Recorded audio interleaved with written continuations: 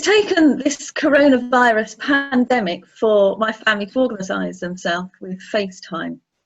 Now that we have organised ourselves, about once every 10 days or once every 2 weeks, we join together for a cup of tea and a cake or biscuit across the mile, spanning pretty much from here down to London.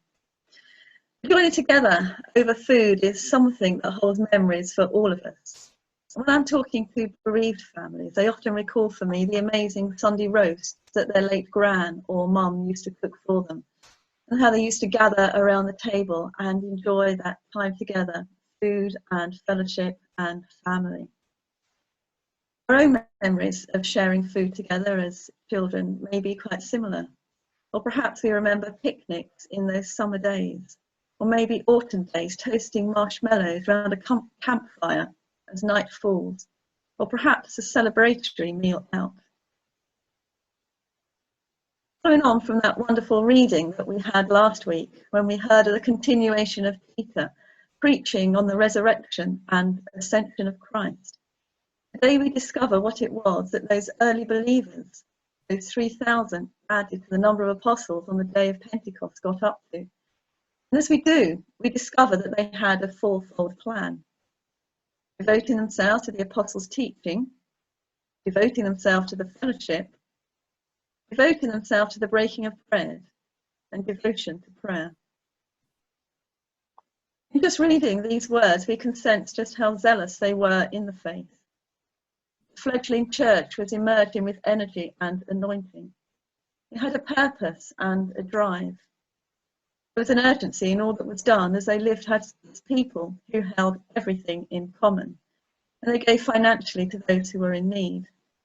It was truly an awesome time.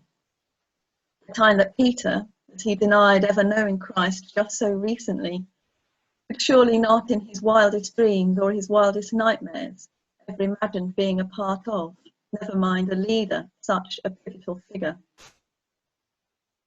How far removed does that account feel from us today? Or are we actually closer to it than we dare to believe? We may not be able to meet in church every day. We do not know when that will be possible, although we give thanks to God today for the fact that people in Germany are beginning to re-enter their church buildings for worship. What I'm aware of, and I know that I'm not alone in this, is the fresh zeal and dedication of our communities of All Hallows and St. Barnabas, as we join together each week in worship and prayer, the service that's taking together now, and all places in between. Thank you to those of you who have been accessing the sermons and reflections via the telephone line.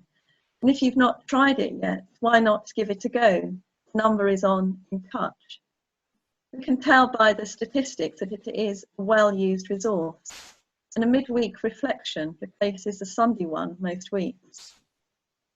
Thank you too to those of you who have subscribed to the All Hallows YouTube channel, where you can find the midweek reflections and uploads of these services. In these ways alone, we are devoting ourselves to teaching.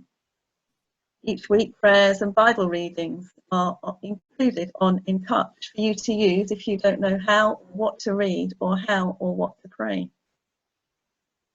We need to do as the early believers did, was to give to everyone who has need, who has been brought into sharp perspective for us, as Marie is now undertaking a month-long furlough pilot project.